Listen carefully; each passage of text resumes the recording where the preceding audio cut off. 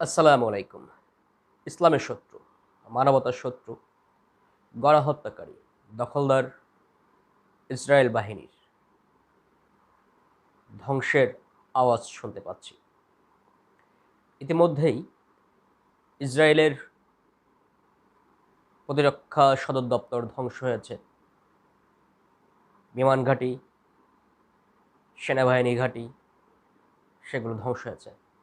Haifa শহর মোটামুটি ধ্বংস করে দিয়েছে ইরানি ক্ষেপণাস্ত্র, মিসাইল নিক্ষেপ করে।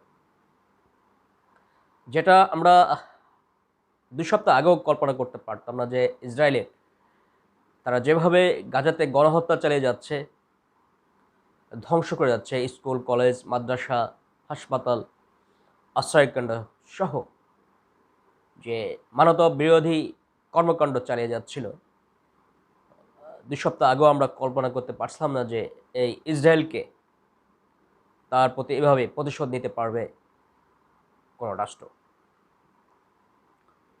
আমরা ইসরায়েলের যে ধ্বংস দেখতে পাচ্ছি, আমরা ইতিমধ্যে জাতীয় এবং আন্তর্জাতিক খবরগুলোতে দেখতে পাচ্ছি যে ইসরায়েলের জনগণ তারা ভয়ে বাঙ্কার খুঁজছে। সাইলেন্টের আওয়াজ শুনলেই তারা ছোটাছুটি করে বাঙ্কারে তারা প্রবেশ করছে এবং তারা মিডিয়াতে তারা বলছে যে আগে সাইলেন্ট শুনলে আমরা বাসা বাড়িতে প্রবেশ করতাম, এখন সাইলেন্টের আওয়াজ শুনলে, বিপজ্জনক সাইলেন্টের আওয়াজ শুনলে তারা বাঙ্কার ঢোকার জন্য দৌড়ে ছোটাছুটি করে। কারণ এখন ইরানের যে ক্ষেপণাস্ত্র তারা নিক্ষেপ করছে, মিসাইল, ব্যালিস্টিক ক্ষেপণাস্ত্র, সেটা খুবই কার্যকর এবং ভাবেই ইসরায়েলে আঘাত আনছে। আমরা আন্তর্জাতিক মিডিয়াতে এমন খবর দেখতে পেয়েছি যে ইসরায়েল যে ক্ষেপণাস্ত্রগুলো হামলা হচ্ছে, তা ইরানের যে সামরিক সক্ষমতা রয়েছে তার 100 ভাগের 30 ভাগ আর কি, যে শক্তিশালী যে বোমা রয়েছে বা অস্ত্র রয়েছে, সেই শক্তিশালী বোমার 30% আর কি, 30% বলতে 30 ভাগ যে শক্তি বহন করে যে অস্ত্রগুলো, সেই অস্ত্রগুলো তারা এখন পর্যন্ত ব্যবহার করেছে। এখনও এর থেকে আরও কয়েক গুণ বেশি শক্তিশালী তাদের কাছে অস্ত্র রয়েছে, বোমা রয়েছে, মিসাইল রয়েছে। তাহলে আমরা ধারণা করতে পারি যদি ইসরায়েলকে আমেরিকা সেভাবে যদি সহযোগিতা না করে, তাহলে ইসরায়েলের ধ্বংস অনিবার্য। ইসরায়েল যে অহংকার করে বা বিশ্বের কাছে তারা বলতো যাদের আকাশ সীমানার যে প্রতিরক্ষা ব্যবস্থা ছিল আয়রন ড্রোম, সেটাকে তারা ইরানিরা পুরোপুরি বিধ্বস্ত করে দিয়ে সফলভাবে একের পর এক হামলা চালিয়ে যাচ্ছে এবং সে হামলাগুলো, মিসাইল, ব্যালিস্টিক হামলাগুলো শতভাগ সফল হচ্ছে।